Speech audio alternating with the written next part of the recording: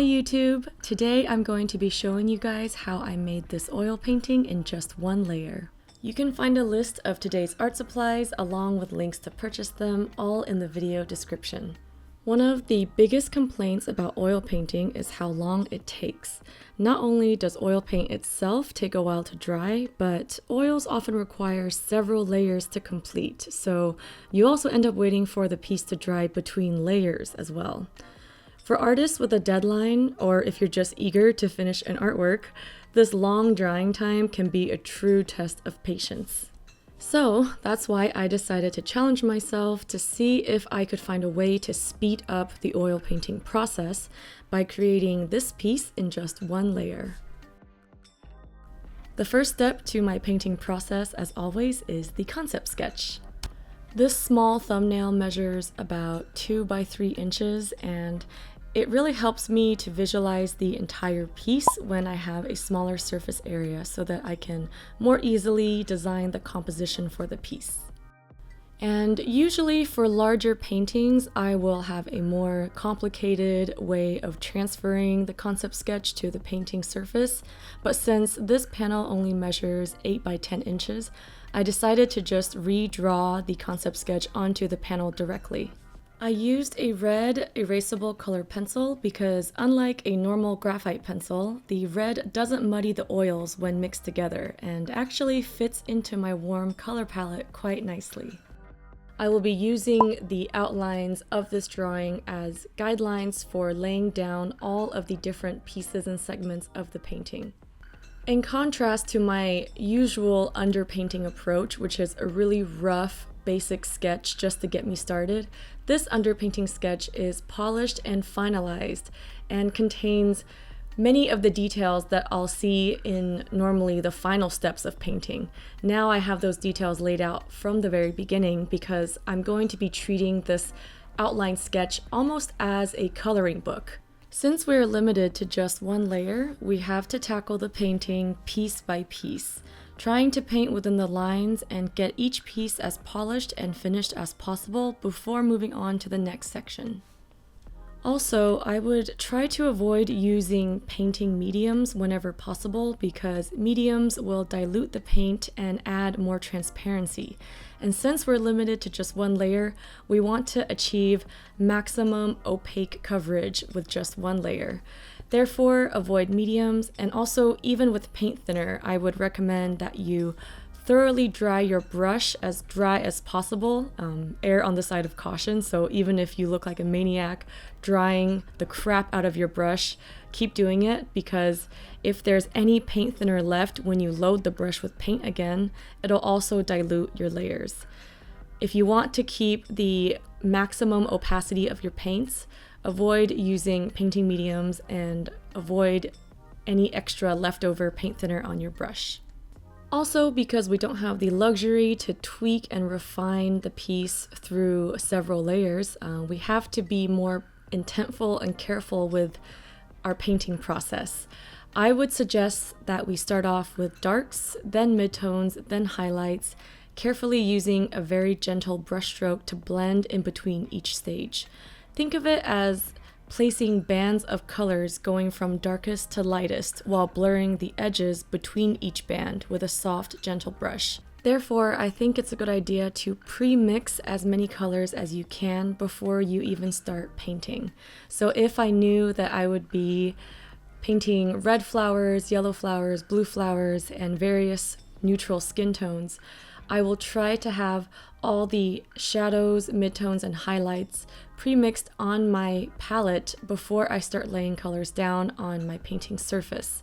Having the colors pre-mixed on your palette will make the painting process a lot more streamlined and reduce your need to fix or tweak things on the painting itself. It also allows you more time to focus on rendering details and refining outlines and shapes rather than concerning yourself with getting the colors perfect on your painting surface. You also have to be very cognizant of your line work and the pressure of your brushstrokes. I would recommend working with a firm, steady hand because you end up having to work around predefined edges and pushing paint around a lot. So instead of just having the freedom to cover up previously laid down shapes or using future layers to paint over things, we're now using, as I said before, the color book approach where you have to paint one section and then move on to the next section. And anytime you're painting two pieces that are adjacent to each other, you want to make sure you don't destroy or accidentally blend the previous section while still retaining the details and polish of your current section. So really be careful when you're painting and make sure you don't accidentally carry colors from one piece onto another piece that doesn't belong. Despite the misconceptions about how daunting and unforgiving oil paints are, I found oils to be quite manageable, malleable, and easy to work around, especially if you make a mistake. If you accidentally paint something over its boundary or edge, you can always gently and firmly push the paint back with a steady dry brush. Oil paints are not set in stone. I actually found them a lot more forgiving than watercolors or markers or inks because you can push the paint around and redefine edges, and also you can use paint thinner to basically erase the paint. So what I would do is load a brush full of paint thinner, scrub it over the area where I no longer want that oil paint color, and then use a dry paper towel to wipe everything away. And then if you just wait a few minutes, I would say maybe around 10 minutes, the surface is usually dry enough for you to start painting fresh. And as long as your brush contains the correct colors, you don't have to worry about muddying things up.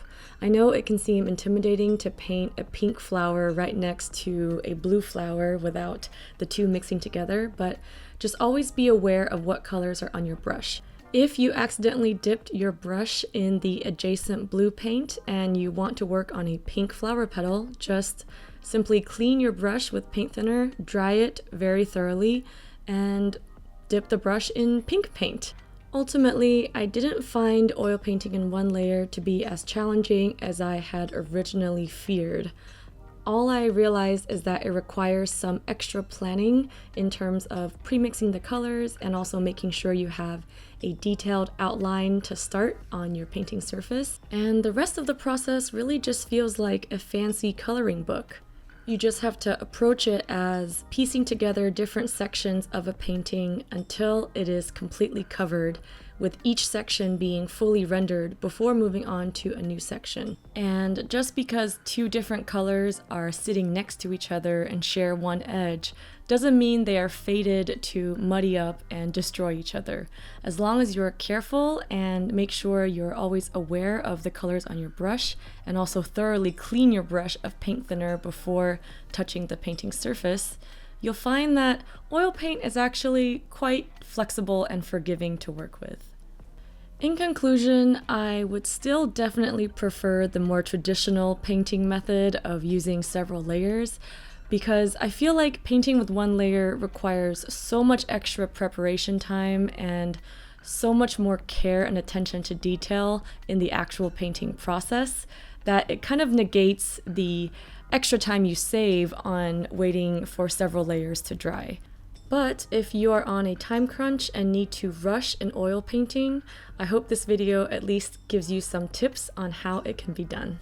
This original has already been sold, but as usual, you can find fine art prints, stickers, and more merchandise at my website at happyd-artist.com. I wanted to quickly thank Squarespace for sponsoring this video and for supporting my channel and the art community. I've actually enjoyed using Squarespace for 4 years now to build and host my online shop and website. So whether you need a domain, website, or online store, make your next move with Squarespace. Start your free trial today at squarespace.com and visit squarespace.com/happydartist for 10% off your first purchase. If you want to check out more artworks, works in progress, and just random daily artist adventures, feel free to check out my Instagram, and you can follow me at the handle @happydartist. And if you're interested in learning more about how to paint and draw, I have lots of art educational content on my Patreon page, including exclusive video tutorials, step-by-step photo tutorials, live streams, podcasts, and so much more, all available at patreon.com/happydartist. I'd love to have you join my Patreon family. Thanks for watching, and I'll see you in the next one. Bye!